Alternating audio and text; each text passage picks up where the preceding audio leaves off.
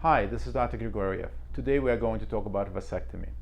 We're going to talk about how to prepare for vasectomy, what to expect on the day of the procedure, and what to do and not to do afterwards.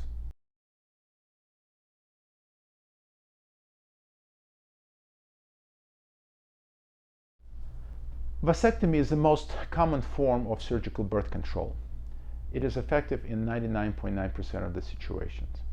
Now, what's very important is for you to be sure that you do not want to have any more children.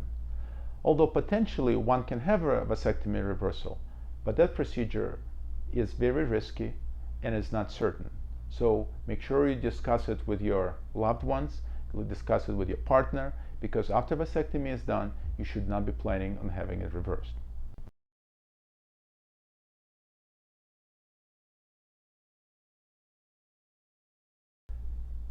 Few things to remember before your procedure. You have to stop all of the blood thinners. Now, what are the blood thinners? Aspirin, Motrin, Naproxen. All of those medications thin your blood and make bleeding easier. So please stop those medications at least a week before the procedure. If you're taking medications which are prescribed by your doctor, such as Eliquis, warfarin, Coumadin, please consult your doctor to decide whether or not those medications can be stopped. Also, arrange for some time off. You're probably going to need to take 2 or 3 days off depending on your activity. If you're sitting at the desk at your job, you can probably resume your work on the next day. However, if you're in construction, doing heavy lifting, doing a lot of walking, it's probably advisable to take 2 or 3 days off. The day before the procedure or on the morning of the procedure, shave the scrotal area gently and take a shower. Also bring with you supportive underwear. It really helps with the scrotal discomfort if underwear is very supporting.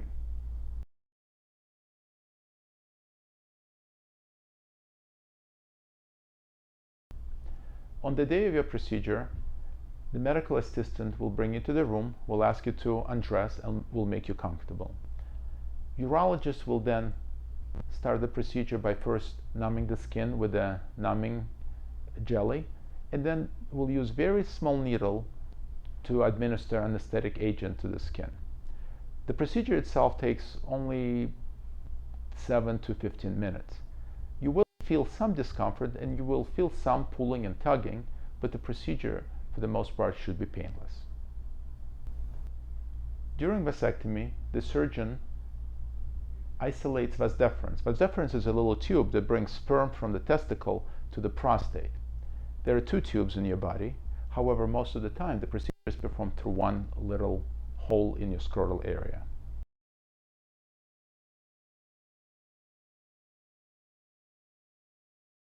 After the procedure is done, you'll stay in the room for about 5 to 10 minutes and apply pressure to the scrotal area and just relax.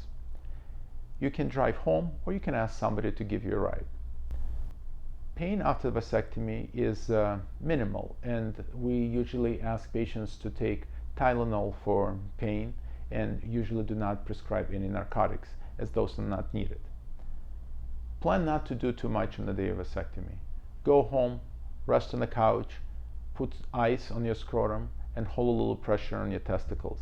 This will help to decrease the swelling and decrease bruising. If you see some bruising and swelling around the scrotum, it is completely normal. However, if the bruising is larger than, let's say, a size of the mandarin, I would get concerned and make sure you give your urologist a call. Bruising is also very common and is usually nothing to worry about.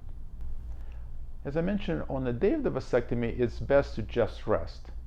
However, the following day, you can be walking, you can be working at the desk. However, any strenuous activity or any strenuous work which requires a lot of walking, lifting, probably should be avoided. In about 2 or 3 days, you can resume most of your activities. For those of you who are very physically active and exercise and run, I would prefer if you stayed away from heavy exercises for about a week.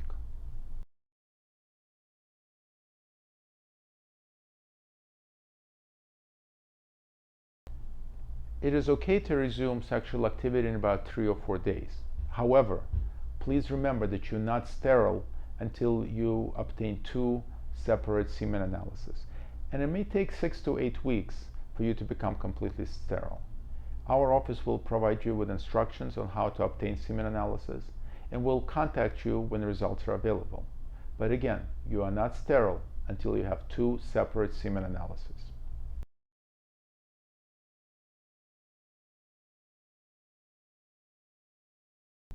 Many men ask if the volume of their ejaculation will change.